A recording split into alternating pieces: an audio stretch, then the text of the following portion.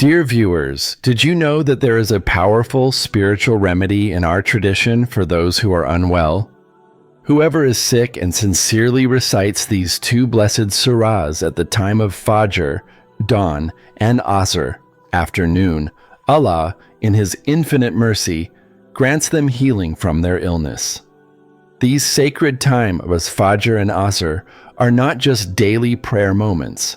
They are divine windows when Allah's mercy pours down in abundance. They hold immense spiritual weight and are filled with blessings beyond measure. Let's not miss out on the healing and mercy available to us. Recite with faith, with hope, and with love. In the name of Allah, the most gracious, the most merciful. Dear viewers, during Fajr, Allah's mercy and blessings descend upon the earth. It is narrated by Hazrat Abu Huraira, may Allah be pleased with him, that the Messenger of Allah, peace and blessings be upon him, said, "Whoever engages in the remembrance of Allah during Fajr and Asr, Allah grants them a place in paradise." Narrated in Sahih Bukhari. At Asr as well, the gates of Allah's mercy are opened. This time is considered a moment when du'as, supplications, are most likely to be accepted. Therefore, anyone who is ill and recites these two surahs of the Qur'an at Fajr and Asr can, by the mercy of Allah, be cured of their illness. The Holy Qur'an contains many du'as and practices for healing. By reciting them, one can hope for Allah's mercy and cure. The Qur'an is not just a beautiful way of life, but it is also a means of salvation in both this world and the hereafter. Through its blessings, both physical and spiritual illnesses can be cured. The darkness of ignorance and misguidance is removed. False beliefs and corrupt morals are eradicated, and sound beliefs and noble character are attained, along with the recognition of Allah, the Almighty.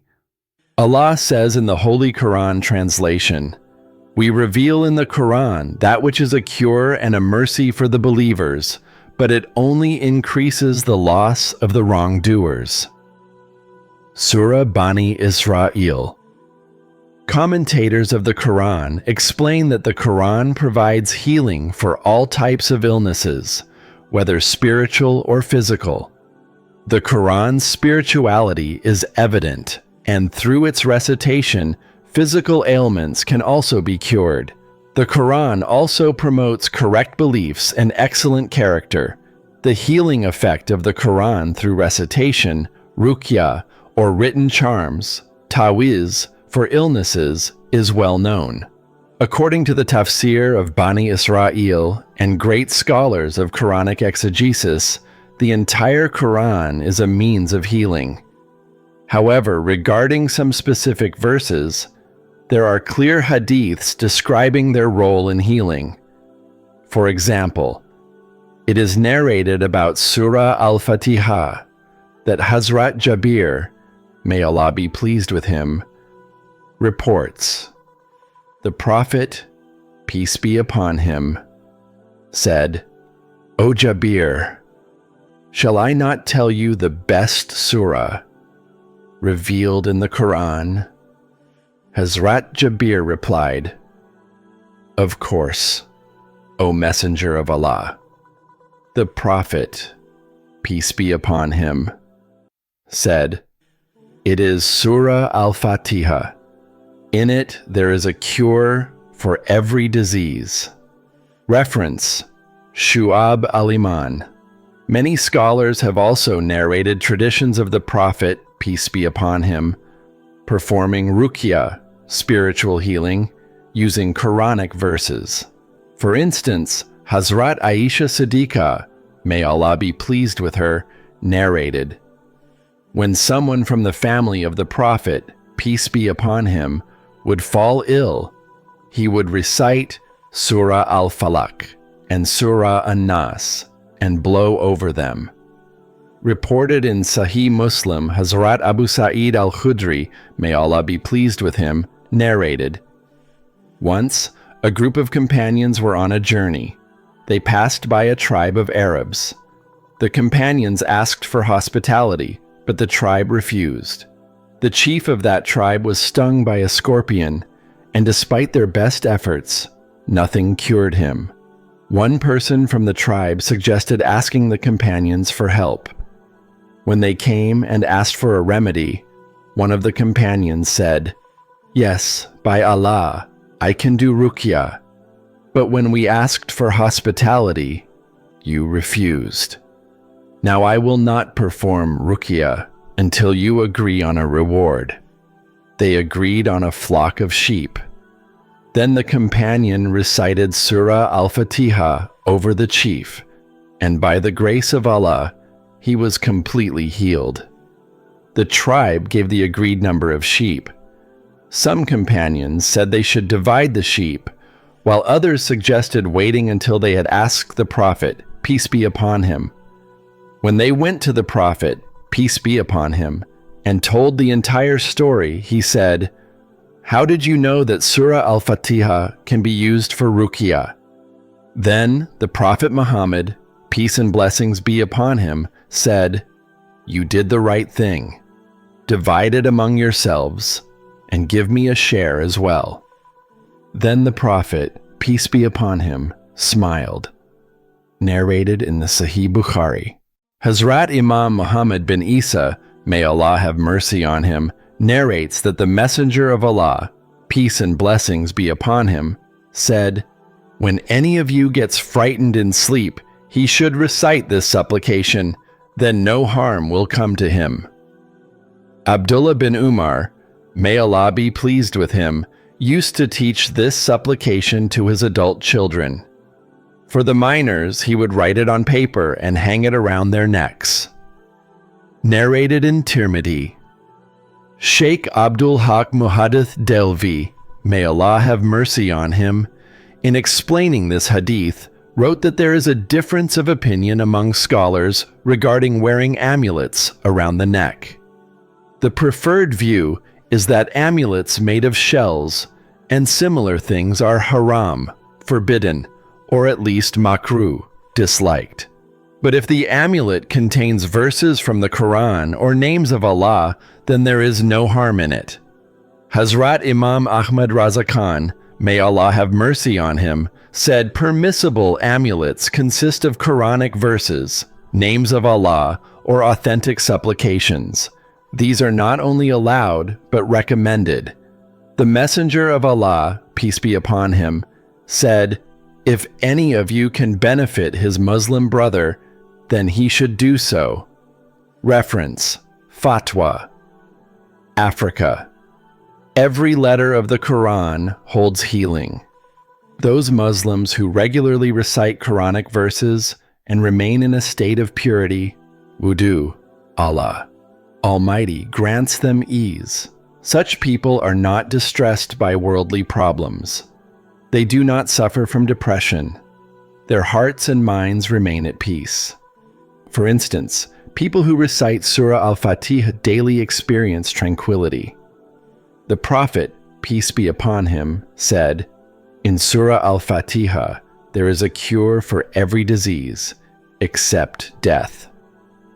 Dear viewers, there's a divine key to ease, healing, and unseen sustenance. And it lies in the regular recitation of Surah Al-Fatiha. Whoever builds a habit of reciting this powerful surah will, by the grace of Allah, experience ease in their affairs, relief from life's burdens, and provisions from unexpected sources. But it doesn't stop there.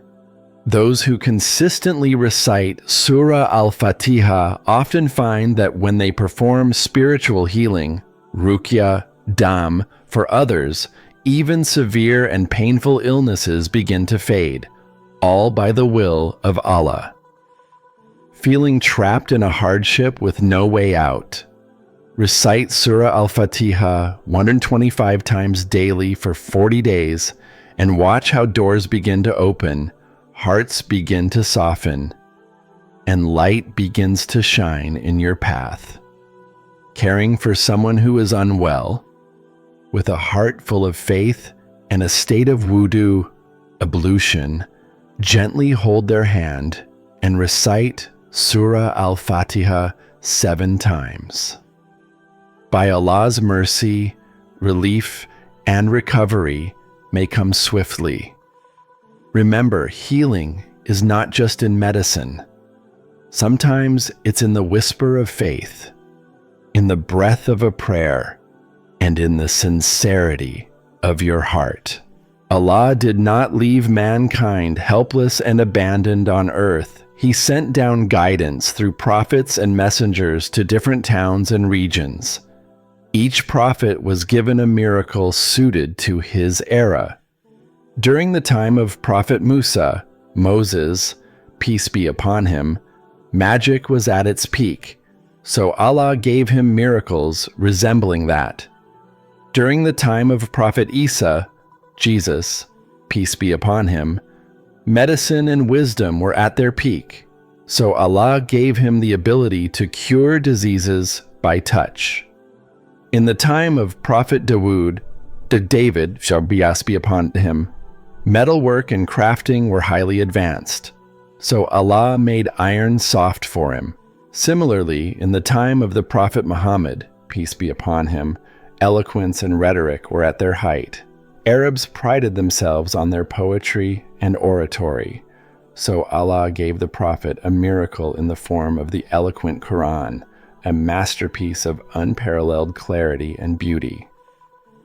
While the miracles of previous prophets ended with their lifetimes, the miracle of the Qur'an remains and will continue to exist until the Day of Judgment.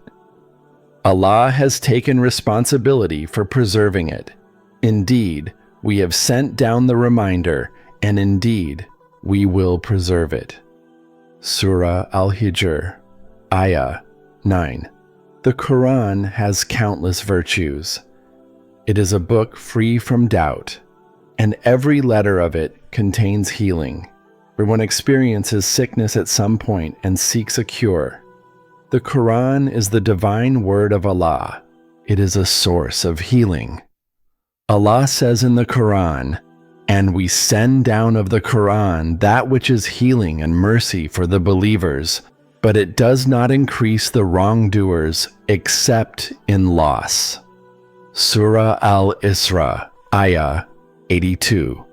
Maulana Abdul Salam, may Allah have mercy on him, writes that although the primary meaning of healing in this verse is spiritual, like relief from disbelief, hypocrisy, doubts, and ignorance, acting upon the teachings of the Qur'an also grants protection from physical diseases. Moreover, it is proven from authentic ahadith that the Qur'an can be recited for healing both Muslims and non-Muslims from physical illnesses, as Allah says in the Qur'an, "O people, there has come to you an advice from your Lord, a cure for what is in the hearts, and guidance and mercy for the believers." And in another place, say, it, the Qur'an, is a guidance and healing for those who believe. In light of this, one should recite Surah Al-Fatiha and Surah Al-Ikhlas during the blessed times of Fajr, dawn, and Asr, afternoon, prayers, preferably 5 to 7 times each. One should begin and end with the same number of recitations of Durood Sharif, salutations on the Prophet. Allah has mentioned in the Qur'an that He responds to the prayers of His servants. So, if someone recites these 2 surahs during Fajr and Asr with sincere intention and asks Allah for healing, then Allah grants them Shifa, cure. These 2 surahs, Surah Al-Fatiha and Surah Al-Ikhlas, are of immense virtue and significance. Every Muslim should benefit from them and make them a regular part of their lives. Additionally, those who constantly recite Surah Al-Ikhlas throughout the day receive special rewards. From the sayings of the Prophet, peace be upon him, it is clear that increasing the recitation of Surah Al-Ikhlas is highly beneficial. May Allah Almighty give us the ability to listen to good, understand it, and act upon it. May my sharing and your listening be accepted in His court. Ameen, O Lord of the worlds.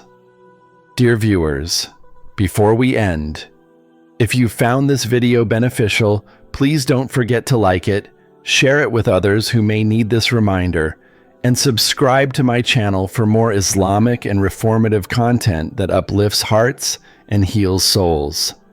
May Allah be our constant helper and protector in every moment of need and every step of life.